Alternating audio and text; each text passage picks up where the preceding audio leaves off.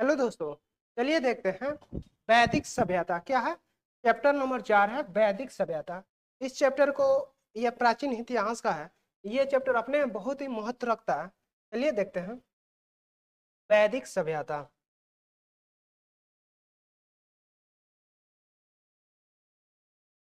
वैदिक काल का विभाजन दो भागों, एक ऋग्वैदिक काल और एक उत्तर वैदिक काल। ऋग्वैदिक काल को 1500 से 1000 ईसा पूर्व, यानी ऋग्वैदिक काल को कब से 1500 से 1000 ईसा पूर्व में, और उत्तर वैदिक काल को 1000 से 600 ईसा पूर्व किया गया है। यानी ऋग्वैदिक काल को 1500 से 1000 ईसा पूर्व और वैदिक उत्तर वैदिक काल को 1000 ईसा पूर्व से 600 ईसा पूर्व में विभाजित किया गया। ठीक है। आर्य सर्वप्रथम पंजाब एवं अफगानिस्तान में बसे। आर्य सबसे पहले कहाँ बसे थे? अफगानिस्तान में। आर्य सर्वप्रथम पंजाब एवं अफगानिस्तान में बसे। मैक्स मुलर ने आर्यों का मूल निवास स्थान मध्य एशिया को माना है। यानी आर्यों का मूल निवास स्थान मध्य एशिया को माना है।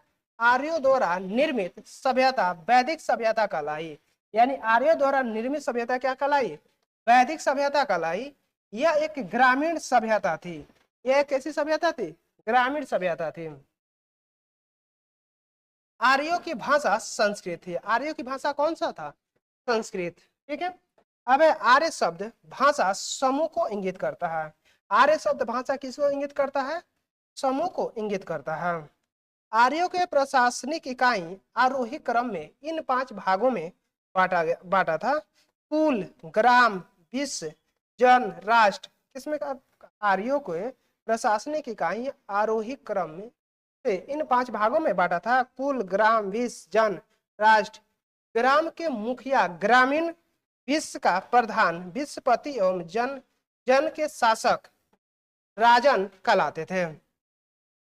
यानी विश्व का प्रधान क्या है? विश्वपति। विश्व का प्रधान विश्वपति और जन के शासक राजन कहलाते थे। ठीक है।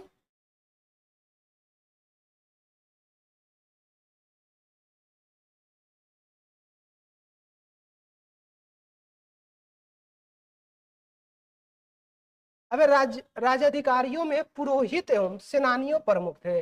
राजाधिकारियों में कौन कौन प्रमुख थे? पुरोहित एवं सेनानियों प्रमुख थे। वशिष्ठ रूढ़िवादी एवं विश्वामित्र उदार पुरोहित थे। वशिष्ठ रूढ़िवादी एवं विश्वामित्र उदार पुरोहित है। अब सूत रत्नकार व कमादी नामक अधिकारी रत्नी कहे जाते थे। यानी सूत रत्नकार व कमादनी नामक अधिकारी क्या कहे जाते थे? रत्नी कहे जाते थे। इनका संख्या राजा सहित करीब 12 हुआ करती थी। राजा सहित कितनी संख्या होती थी? 12 हुआ करते थे। पूरब पूरब दुर्गपति एवं अस्पष्ट जनता की गतिविधियों का देखने वाले गुप्तचर होते थे। यानी पूरब जो होते हैं दुर्गपति एवं सपक्ष जनता की गतिविधियों को देखने वाले गुप्तचर होते थे। अब वाजपति। वाजपति गोचर भूमि का अधिकारी होता था। वाजपति जो होता था यह गोचर भूमियों का अधिकारी होता था। अब दिशा उत्तर वैदिक शब्द और राजा का नाम। पूर्व प्राची। उत्तर वैदिक शब्द क्या है? प्राची। और राजा का नाम क्या था? सम्राट। पश्चिम में क्या था? प्रचिति, जो कि सौराष्ट्र। क्या था? सौराष्ट्र। उत्तर में क्या था? उदीची। उत्तर वैदिक शब्द क्या था? उदीची। और राजा का क्या नाम क्या था? विराट। मध्य में नाम क्या था? राजा। दक्षिण में क्या था? भोज। दक्षिण के राजा को क्या कहते थे? भोज। ठीक है।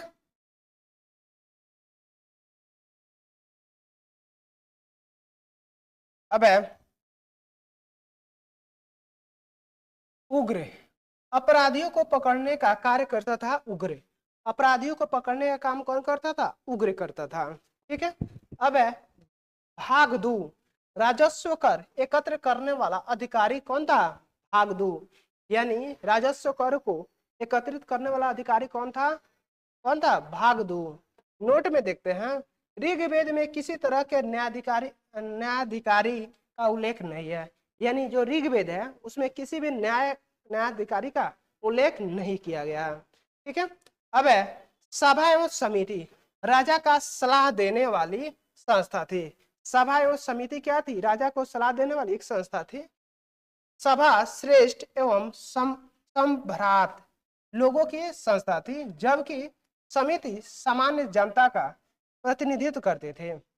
जो सभा श्रेष्ठ एवं सम्भ्रात लोगों की संस्था थी, सभा जो क्या था, यानी श्रेष्ठ एवं सम्भ्रात लोगों की संस्था, जबकि समिति क्या था, सामान्य जनता का प्रतिनिधित्व करती थी। इसके अध्यक्ष को ईशान कहा जाता था, यानी समिति के समान प्रतिनिधि करते थे, इसके अध्यक्ष को क्या कहते थे, ईशान कहा जाता था।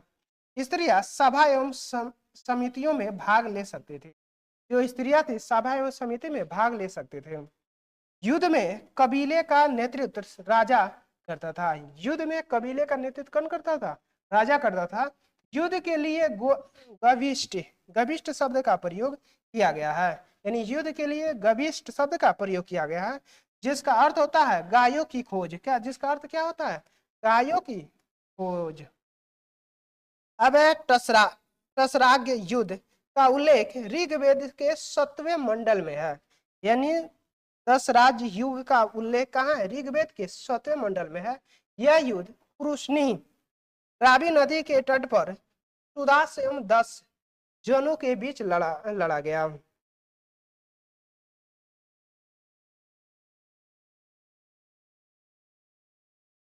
जिसमें क्या हुआ, सुदास विजय हुआ, जिसमें सुदास क्या हुआ, विजय हुआ। अब है ऋग्वैदिक समाज 4 वर्णों में विभक्त था।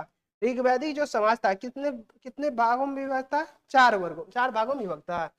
ये वर्ण थे जैसे ब्राह्मण, क्षत्रिय, वैश्य और शूद्र। ब्राह्मण, क्षत्रिय, वैश्य और शूद्र। यह विभाजन व्यवसाय पर आधारित था। यह जो विभाजन था किस पर था, व्यवसाय पर आधारित था। ऋग्वेद के 10वें मंडल के पुरुष सूक्त में चतुस्वर्ण का उल्लेख मिलता है। ऋग्वेद के 10वें मंडल में पुरुष सूक्त में चतुर्वर्णों का उल्लेख मिलता है। इसमें कहा गया है कि ब्राह्मण परम पुरुष के मुख से और क्षत्रिय उनकी भुजाओं से, वैश्य उनकी जांघों से एवं शूद्र उनकी पैरों से उत्पन्न हुए हैं। ठीक है। आर्यों का समाज पितृ प्रधान था। आर्यों का समाज कैसा था, पितृ प्रधान। ठीक है, अभी भी कैसे कौन सा समाज चलता है, पितृ प्रधान। पिता बाप नहीं होता है, पितृ प्रधान होता है। जैसे कि बाप का संपत्ति है तो बेटा ले सकता है, वही माँ का संपत्ति यानी उसके मायके का संपत्ति है तो उसमें कोई अधिकार नहीं होता है। ठीक है, ये पितृ प्रधान होता है। समाज की सबसे छोटी इकाई क्या होती है, परिवार या कुल थी। यानी समाज की सबसे छोटी इकाई क्या कहते थे, परिवार या कुल थी, जिसका मुखिया पिता होता था। जिसका मुखिया कौन होता था, पिता होता था। आज भी घर का मुखिया कौन होता है, पिता ही होते हैं। अब जिसे कुलप कहा जाता है, जिसे क्या कहते थे, कुलप, जिसे क्या कहा जाता है, कुलप। स्त्रियां इस काल में अपने पति को के साथ यज्ञ कार्य में भाग लेते थे। यानी कोई भी कार्य होता था यज्ञ, तो क्या लेती थी, यज्ञ में भाग लेती थी। आज भी कोई भी कार्य होता है, यज्ञ होता है, तो साथ में स्त्रियों का साथ लिया। जैसे राम सीता वनवास थी, फिर भी एक मूर्ति बना के अपने सीता को क्या किए थे, वो यज्ञ किए थे। आगे बगल में बाल विवाह एवं पर्दा प्रथा का प्रचलन नहीं था। उस समय बाल विवाह पर्दा प्रथा का कोई प्रचलन नहीं था। ठीक है। अब विधवा अपने मृतक पति के छोटे भाई यानी देवर से विवाह कर सकती थी। यानी उस समय, यानी जो जिसके पति यानी जवान में जिसके पति मर जाते थे, जिस औरत के, वो औरत अपने देवर से शादी कर सकती थी। ठीक है, चलिए आगे देखते हैं।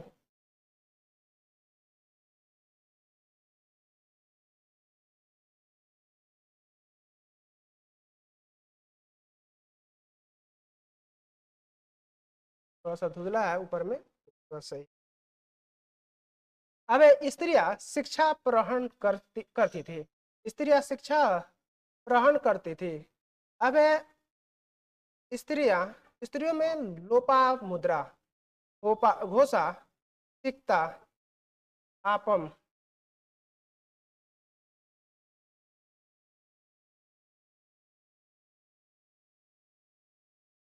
यानी स्त्रियां शिक्षा ग्रहण करती थी। ठीक है। ऋग्वेद में लोपा मुद्रा, घोषा, अब सिक्ता, आपला एवं विश्वास जैसी विदुषी स्त्रियों का वर्णन है। अब गार्गी ने याज्ञवल्क्य को वाद विवाद की चुनौती दी थी। गार्गी ने क्या किया था? वाद विवाद की चुनौती दी थी। अब देखते हैं प्रमुख दर्शन एवं उसके प्रवर्तक। प्रमुख दर्शन एवं उसके प्रवर्तक के बारे में। दर्शन प्रवर्तक, दर्शन प्रवर्तक ये है क्या है? चावार्क। चावार्क जो थे प्रवर्तक कौन थे? चावार्क। योग के कौन थे? पतंजलि। सांख्य के कौन थे? कपिल। न्याय के कौन थे? गौतम। न्याय के कौन थे? गौतम। पूर्व मीमांसा के जैमिनी। पूर्व मीमांसा कौन है? जैमिनी। उत्तर मीमांसा कौन है? उत्तर मीमांसा का वादरायण। उत्तर मीमांसा कौन है? वादरायण। अब ये है वैशेषिक। वैशेषिक कौन है? कनाद। वैशेषिक कौन है? कनाद। ठीक है। अब जीवन भर अविवाहित रहने वाली महिलाओं को अमार्तु कहा जाता है। यानी जीवन भर अविवाहित महिला रहने वाली को अमाजु कहा जाता है। विवाह के समय मिलने वाले उपहार को बहजू बहजू कहा जाता था। यानी विवाह के समय बहतू, यानी विवाह के समय मिलने वाले उपहार का बहतू कहा जाता था। अब जीविका पार्जन के लिए वेद वेदांग पढ़ने वाला अध्यापक उपाध्याय कहलाते थे। यानी जीविका पार्जन के लिए वेद वेदांग पढ़ाने वाला अध्यापक उपाध्याय कहलाता है।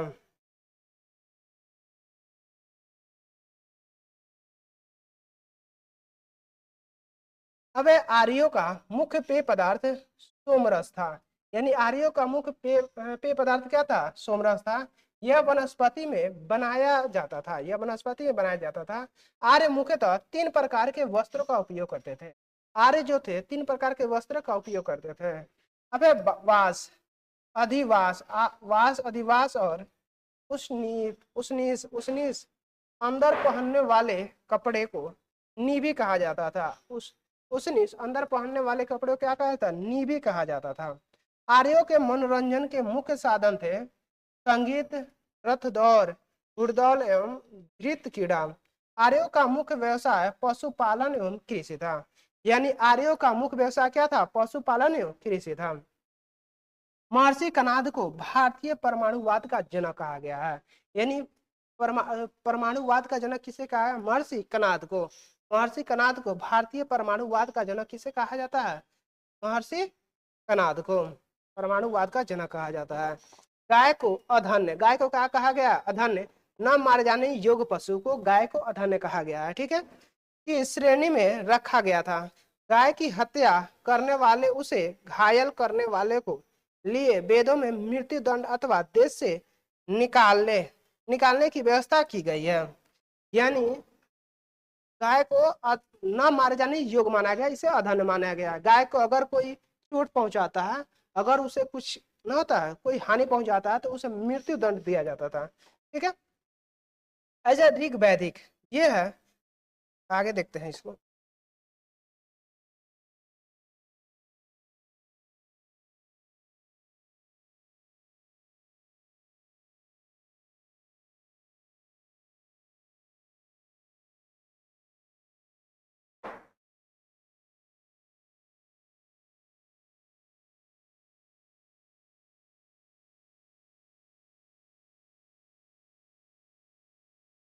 ऋग वैदिककालीन नदियां। ऋग वैदिककालीन नदियां। ठीक है। प्राचीन नदी और आधुनिक नाम। कुब्र, कुब का क्या है? खुर्रम। कुब पूरा प्राचीन नाम क्या था? कुब का आधुनिक नाम क्या है? खुर्रम। कुभा का प्राचीन नाम कुभा का आधुनिक नाम क्या है? काबुल। वितस्ता, यानी झेलम का प्राचीन नाम क्या था? वितस्ता।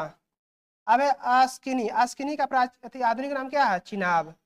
अस्किनी का आधुनिक नाम क्या है? चिनाब। कृष्णी का आधुनिक नाम क्या है? रावी। कृष्णी का आधुनिक नाम क्या है? रावी। शतुद्री का आधुनिक नाम क्या है? सतलज।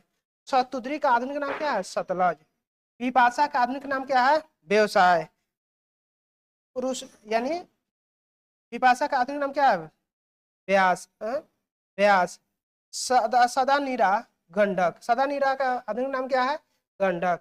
दृश्य दस्ती का आधुनिक नाम क्या है? घग्गर। दृश्य दस्ती का आधुनिक नाम क्या है? घग्गर। अब है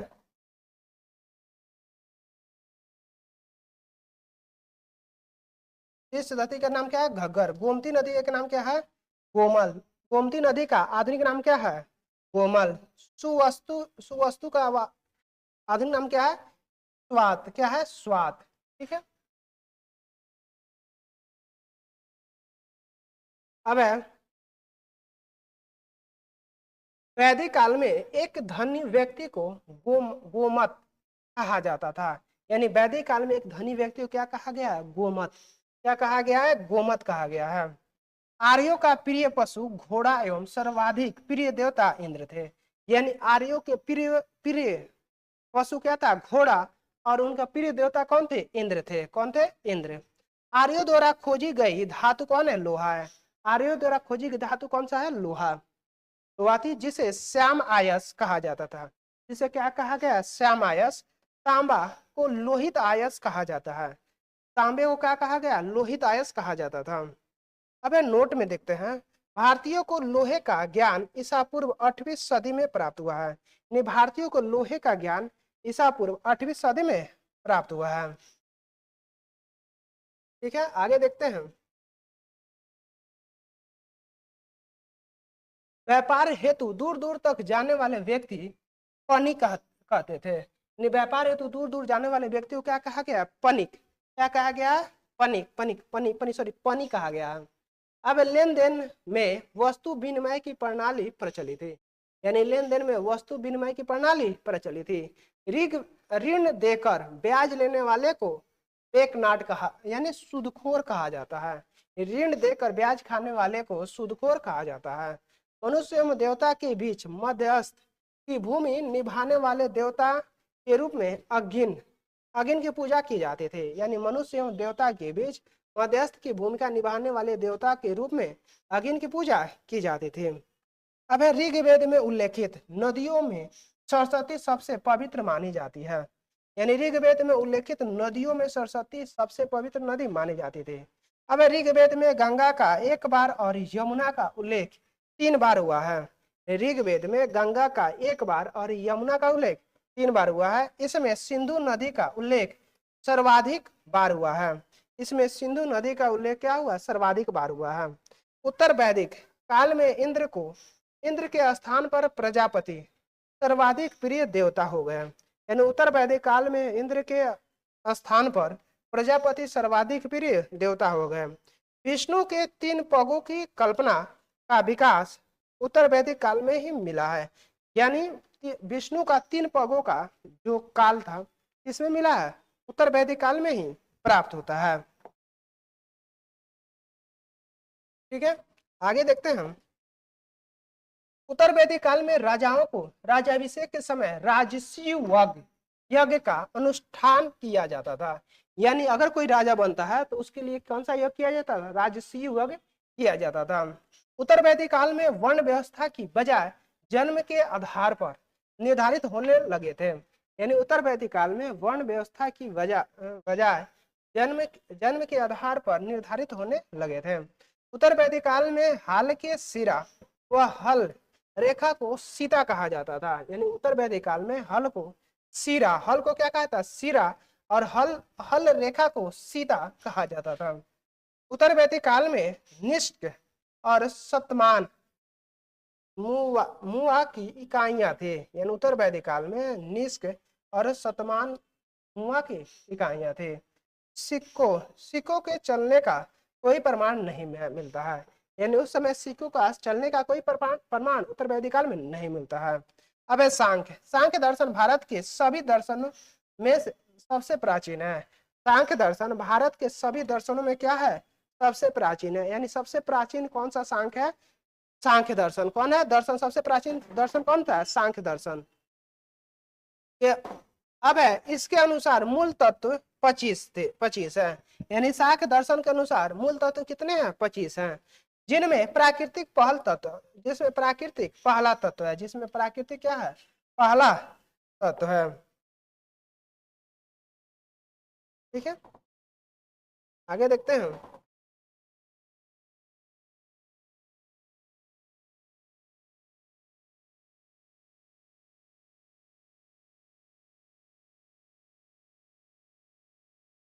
अब है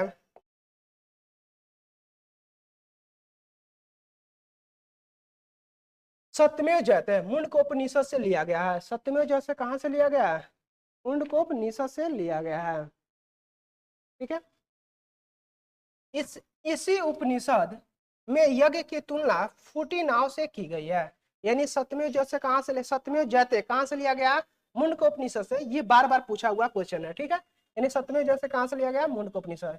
इसी उपनिषद में यज्ञ की तुलना फूटी नाव, कौन सा, फूटी नाव से की गई है। अब एक ऋग्वैदिक कालीन देवता, ऋग्वैदिक कालीन देवता के बारे में जानते हैं। देवता है और संबंध है, देवता और संबंध है।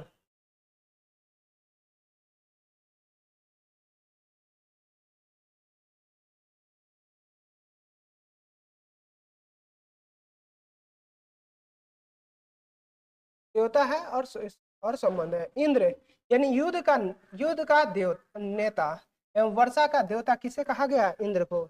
युद्ध का नेता और वर्षा का देवता किसे कहा गया, शुरू से ही इंद्र को ही कहा जाता है। अग्नि यानी देवता, देवता एवं मनुष्य के बीच मध्यस्थ, अग्नि को क्या कहा है, देवता एवं मनुष्य के मध्य के बीच को किसे कहा, अग्नि को। वरुण पृथ्वी एवं सूर्य के निर्माता, समुद्र का देवता किसे कहा गया, वरुण को। विश्व के नियामक व शासक, सत्य का प्रतीक, ऋतु परिवर्तन, दिन व रात का कर्ता किसे कहा गया, वरुण को। किसे कहा गया, वरुण को कहा गया है। देव यानी आकाश का देवता किसे कहा गया, देव को कहा गया है। आकाश का देवता किसे कहा गया, देव को, यानी सबसे प्राचीन है देव। सोम यानी वनस्पति का देवता किसे कहा गया, सोम को। वनस्पति का देवता किसे कहा गया, सोम को। वनस्पति का देवता किसे कहा गया, सोम को। उषा यानी प्रगति एवं उत्थान देवता किसे कहा गया, उषा को। प्रगति एवं उत्थान देवता किसे कहा गया, उषा को। आश्विन यानी विपत्तियों को हारने वाला देवता किसे कहा गया, आश्विन को। विपत्तियों का हारने वाला देवता किसे कहा गया, आश्विन को। विपत्तियों को हारने वाला देवता किसे कहा गया, विपत्तियों को, आश्विन को। पूषण यानी पशुओं की रक्षा करने वाला देवता, पूषण को। यानी पशुओं को रक्षा करने वाला किसे कहा गया, पूषण को। विष्णु विश्व के संरक्षक एवं पालन करता, विष्णु को क्या कहा गया, विश्व के संरक्षक एवं पालन करता किसे कहा गया, विष्णु को। किसे कहा गया, विष्णु को। अब है मरुत, मरुत क्या है, मरुत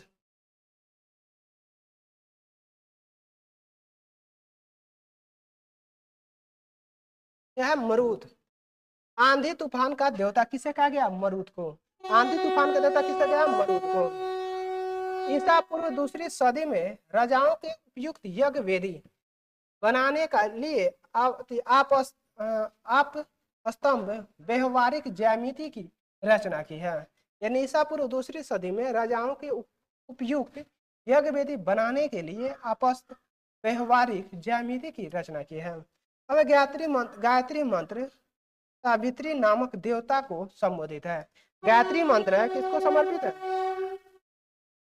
गायत्री मंत्र सावित्री नामक देवता को संबंधित है, जिसका संबंध ऋग्वेद से है। जिसका संबंध किससे है, ऋग्वेद से है। लोगों को आर्य बनाने के लिए विश्वामित्र ने गायत्री मंत्र की रचना की है। यानी गायत्री मंत्र की रचना किसने की है, विश्वामित्र ने। अब श्रद्धा की प्रथा पहल दत्तात्रेय ऋषि के बेटे निमि ने शुरू किए थे। श्रद्धा की प्रथा पहले दत्तात्रेय ऋषि निमि के शुरू किए थे। उत्तर वैदिक काल में कौशाम्बी नगर में प्रथम बार पक्की ईंटों का प्रयोग किया गया था। उत्तर वैदिक काल में कौशाम्बी नगर में प्रथम बार पक्की ईंटों का उपयोग किया गया था। अब महाकाव्य दो है। महाकाव्य कितने हैं, दो है। महाभारत एवं रामायण। कितने महाकाव्य, दो है, महाभारत एवं रामायण। महाभारत का पुराना नाम जय संहिता है। महाभारत का पुराना नाम क्या है? जय संहिता है। यह विश्व का सबसे बड़ा महाकाव्य है। यह विश्व का सबसे बड़ा महाकाव्य है। यानी विश्व का सबसे बड़ा महाकाव्य कौन है? महाभारत। अब गोत्र नामक संस्था का जन्म उत्तर वैदिक काल में हुआ है। यानी गोत्र नामक संस्था का जन्म कब हुआ था? उत्तर वैदिक काल से ही गोत्र का शुरू हो गया था। ठीक है। अब दर्शन विचारधाराएं, दर्शन या विचारधाराएं। रूढ़िवाद विचारधारा, रूढ़िवाद विचारधारा इस संप्रदाय के प्रस्तावक वेदों की प्रमाणिक पर सवाल नहीं उठाते थे। यानी रूढ़िवादी विचारधारा जो थे, रूढ़िवादी विचारधारा संप्रदाय के प्रस्तावक वेदों की प्रामाणिकता पर सवाल नहीं उठाते थे। इनके अनुसार वेद मोक्ष का रहस्य छिपाए सर्वोच्च प्रकाशिक धर्म ग्रंथ है। ठीक है। 6 उप संप्रदायों सांख्य, योग, न्याय, वैशेषिक, मीमांसा और वेदांत को षड दर्शन कहा जाता है। ठीक है। 6 जो है, 6 उप संप्रदाय जो था, सांख्य, योग, न्याय, वैशेषिक, मीमांसा और वेदांत को षड दर्शन कहा जाता है। ठीक है।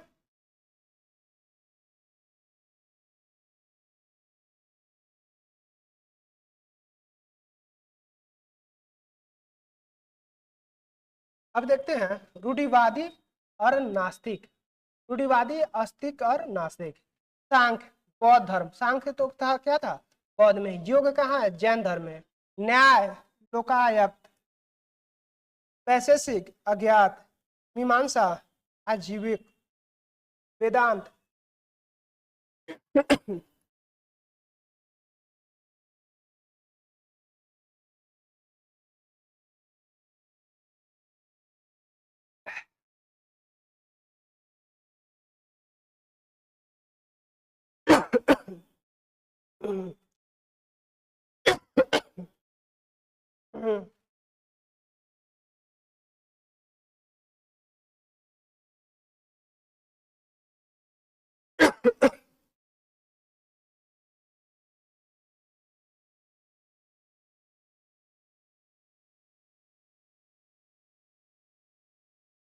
अब सांख्य विचारधारा क्या है? ठीक है। सांख्य विचार, सांख्य दर्शन शास्त्री की प्राचीनतम विचार पद्धति है।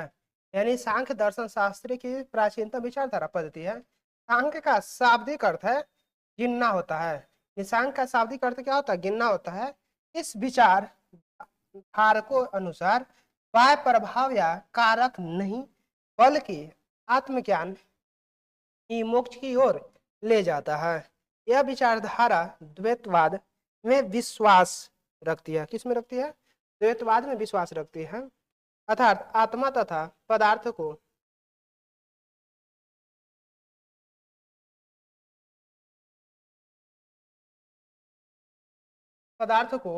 पृथक सत्ताएं हैं। यह अवधारणा सभी ज्ञान का आधार है। यह अवधारणा क्या? सभी ज्ञान का आधार है। इस ज्ञान को 3 मुख्य अवधारणाओं द्वारा प्रदान किया जा सकता है। ठीक है। अब प्रत्यक्ष, अनुमति, अनुमान, निष्कर्ष, शब्द, श्रवण, यह विचारधारा अन्वेषण की अपनी वैज्ञानिक प्रणाली के लिए प्रसिद्ध रही है। अब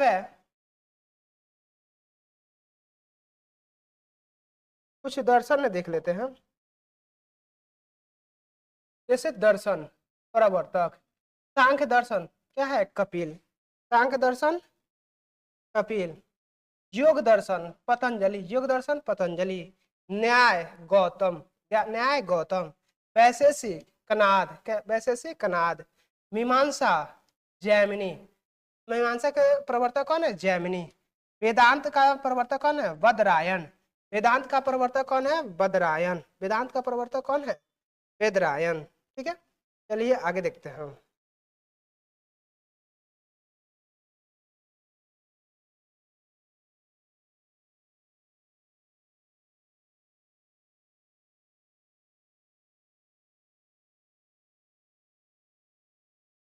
अब योग विचारधारा क्या है?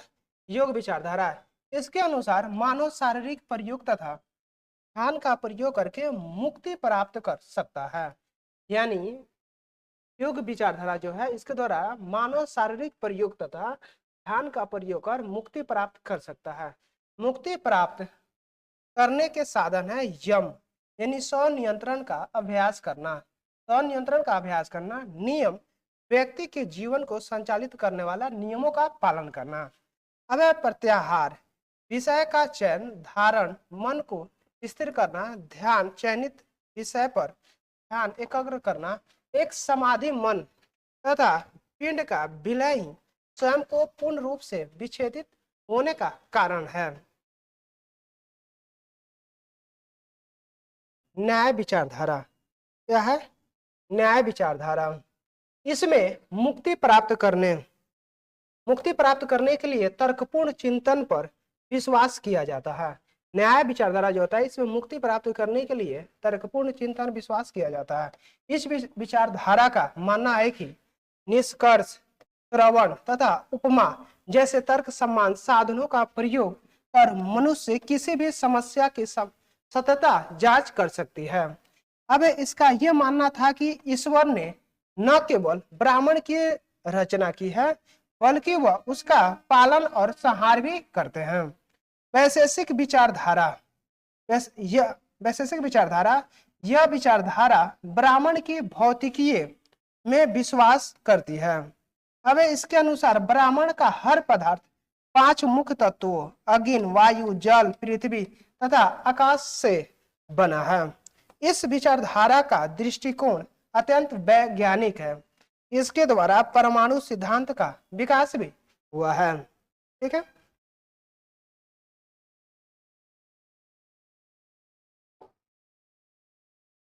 अब है मीमांसा विचारधारा। मीमांसा का वास्तविक अर्थ है तर्कपूर्ण चिंतन। क्या है? तर्कपूर्ण चिंतन, विवेचन तथा अनुप्रयोग की कला है। ठीक है, यदि व्यक्ति को धार्मिक श्रेष्ठता, स्वर्ग तथा मुक्ति प्राप्त करनी है तो उसे वेदों के द्वारा नियत सभी कर्तव्यों की पूर्ति करनी होगी। इस दर्शन का मुख्य बल वेदों के अनुष्ठानिक भाग पर था। मुक्ति की प्राप्ति हेतु व्यक्ति को वैदिक अनुष्ठानों का निष्पादन पुरोहित की सहायता से करना होता है। इसलिए इस दर्शन में विभिन्न वर्गों के बीच सामाजिक अंतर को निहित रूप से वैधता प्रदान की गई है। ब्राह्मणों के द्वारा इसका प्रयोग लोगों पर वर्चस्व स्थापित करने में किया गया है। अब है वेदांत विचारधारा। वेदांत विचारधारा के बारे में जानते हैं। ठीक है, वेदांत विचारधारा जो है, यह वेदांत विचारधारा दर्शन के आधार पर निर्माण करने वाले प्राचीनतम ग्रंथ बदरायन द्वारा लिखित ब्राह्मण सूत्र या वेदांत सूत्र थे। इस दर्शन के अनुसार ब्राह्मण ही इस जीवन की वास्तविकता है, से सभी बातें मिथ्या माना गया है। यानी ब्राह्मण को क्या माना? वास्तविकता है और से सभी बातें मिथ्या है। इसके अनुसार 100 का ज्ञान हो जाने पर वह स्वतः ही ब्राह्मण की अनुभूति मुक्ति को प्राप्त हो जाएगा। यह तर्क ब्राह्मण या आत्मा को अविनाशी तथा शाश्वत बना देता है। क्या बना? अविनाशी तथा शाश्वत बना देता है। अब नास्तिक विचारधारा ये वेदों की मौलिकता पर विश्वास नहीं करते हैं। यानी नास्तिक विचारधारा ये वेदों की मौलिकता पर विश्वास नहीं करते हैं और भगवान के अस्तित्व पर प्रश्न खड़े करते हैं। और भगवान के अस्तित्व पर क्या करते हैं? प्रश्न खड़े करते हैं। ये 5 उपधाराओं में विभाजित है, जैसे बौद्ध, जैन, लोकायत, अज्ञान और आजीवक। क्या है? बौद्ध, जैन, लोकायत, अज्ञान और आजीवक। अब लोकायत दर्शन या चार्वाक विचारधारा के बारे में जानते हैं।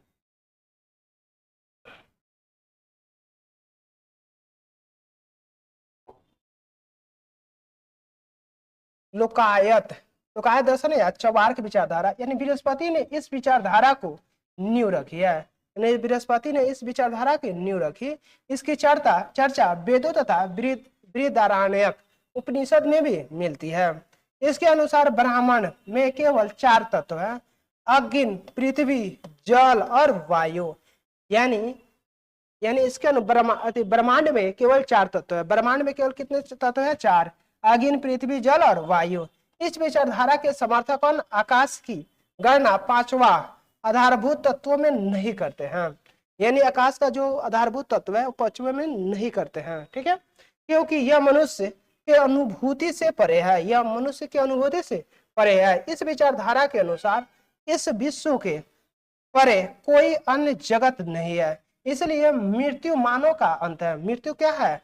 मानव का अंत है, तथा सुख भोग ही मानव जीवन का चरण लक्ष्य होना चाहिए। इसलिए उन्हें खाओ पियो और मस्त रहो सिद्धांत का प्रतिपादन किया है। क्या किया है? खाओ पियो और मस्त रहो, यही जीवन का सबसे बड़ा ध्येय माना जाता है, ठीक है। अब है अज्ञान। क्या है अज्ञान के बारे में? कट्टरपंथी सस्यवाद में विश्वास करते थे, कट्टरपंथी सस्यवाद में विश्वास करते थे। इसके अनुसार ज्ञान प्राप्त करना असंभव है। इसके अनुसार ज्ञान प्राप्त करना क्या है? असंभव है। यदि असंभव भी है तो मोक्ष प्राप्ति के लिए व्यर्थ है। इसका विश्वास था कि अनभिज्ञात सर्वोत्तम है, अभिज्ञात सर्वोत्तम है। अब है आजीवक। क्या है? आजीवक के बारे में जानते हैं। आजीवक क्या है? आजीवक, इसकी स्थापना मखलीपुत्र गोसाल द्वारा ईसा पूर्व 6ठी शताब्दी में की गई। ये बौद्ध धर्म और जैन धर्म के विपरीत कर्म के सिद्धांत में विश्वास नहीं करते हैं, ठीक है। ये कर्म को भ्रामक मानते हैं। ये कर्म को क्या मानते हैं? भ्रामक। इसने बौद्ध एवं जैन धर्म के समान वेदों की सत्ता को नकारा था। क्या करता? यानी इसने बौद्ध एवं जैन धर्म के समान वेदों की सत्ता को क्या किया? नकारा था। उत्तर प्रदेश में श्रावस्ती आजीवक को प्रमुख केंद्र था, यानी उत्तर प्रदेशों में श्रावस्ती क्या है? श्रावस्ती आजीवकों का प्रमुख केंद्र था।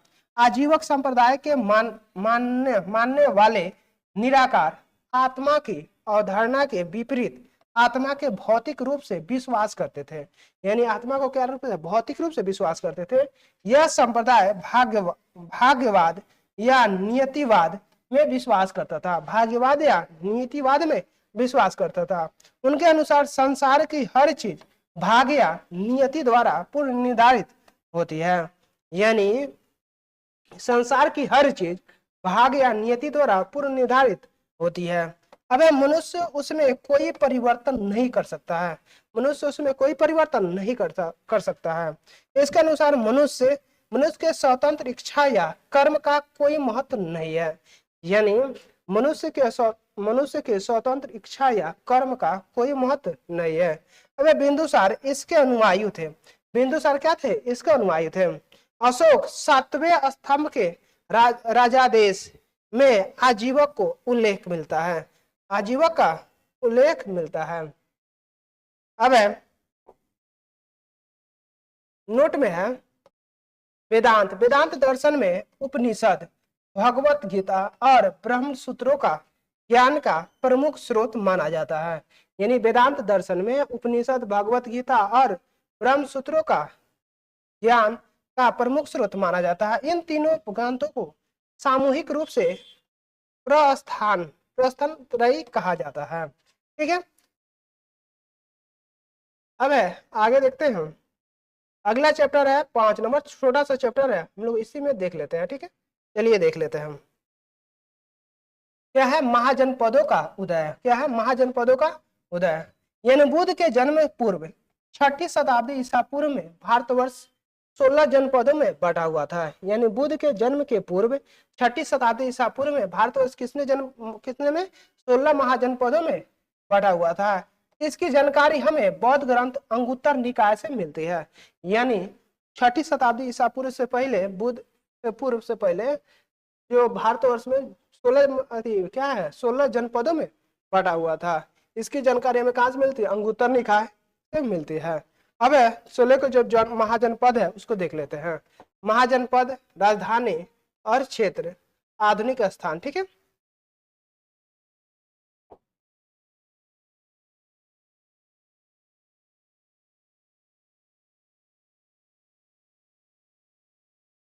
अब है अंग। अंग की राजधानी कहाँ है? चंपा। अंग की राजधानी चंपा। ये कहाँ पड़ता है? भागलपुर, मुंगेर, बिहार में। ठीक है। अब है मगध। मगध की राजधानी गिरिब्रज या राजगिरी? मगध की राजधानी गिरिब्रज या राजगिरी थी। यह पटना, गया, बिहार में पड़ता है। ठीक है। काशी। काशी की राजधानी कहाँ है? वाराणसी। काशी की राजधानी कहाँ है? वाराणसी। यह वाराणसी के आसपास उत्तर प्रदेश में है। अब है वत्स। क्या है? वत्स यानी कौशाम्बी। वत्स क्या है? कौशाम्बी। यह इलाहाबाद के आसपास उत्तर प्रदेश में पड़ता है। यह इलाहाबाद के आसपास उत्तर प्रदेश में पड़ता है। अब है वज्जी। वैशाली, विदय, मिथिला, जो कि वैशाली, मुजफ्फरपुर एवं दरभंगा के आसपास के क्षेत्र में पड़ता है वज्जी। अब है कौशल। कौशल श्रावस्ती में पड़ता है। कौशल कहाँ पड़ता है? श्रावस्ती में।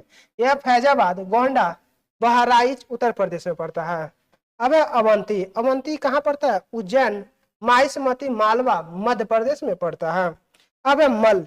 मल जो है कुशावती, देवरिया, बस्ती, गोरखपुर उत्तर प्रदेश में पड़ता है। अब है पंचाल। पंचाल जो कि अहिर क्षेत्र, काम्पिल और शक्ति, काम्पिल जो कि बरेली, बदायूं, फर्रुखाबाद उत्तर प्रदेश में पड़ता है।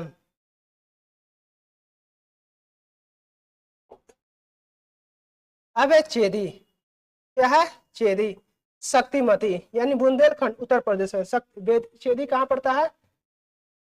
शक्तिमती बुंदेलखंड उत्तर प्रदेश में पड़ता है। ठीक है। अब है कुरु। क्या है? कुरु जो कि इंद्रप्रस्थ, दिल्ली, मेरठ एवं हरियाणा के क्षेत्र में पड़ता है। अब है मत्स्य। क्या है? मत्स्य जो कि विराटनगर। मत्स्य की राजधानी कहाँ था? विराटनगर। यह जयपुर, अलवर, भरतपुर के आसपास के क्षेत्र में पड़ता है। कम्बोज जो कि हाटक की राजधानी, कम्बोज की राजधानी हाटक था। यह राजौरी एवं हजारा क्षेत्र में पड़ता है। राजौरी एवं हजारा क्षेत्र में। सूरसेन। सूरसेन की राजधानी मथुरा। सूरसेन की राजधानी कहाँ थी?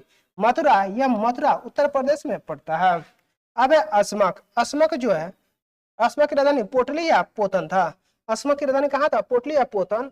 यह गोदावरी नदी के क्षेत्र, दक्षिण भारत का एकमात्र जनपद है। अब है गंधार। गंधार की राजधानी कहाँ है? तक्षशिला। गंधार की राजधानी कहाँ है? तक्षशिला। अब रावलपिंडी एवं पेशावर पाकिस्तान में पड़ता है। गंधार जो है, तक्षशिला, रावलपिंडी एवं पेशावर पाकिस्तान में पड़ता है। ठीक है। अब है अगला चैप्टर है जैन धर्म, जो कि हम लोग अगला वीडियो में देखेंगे। Thank you for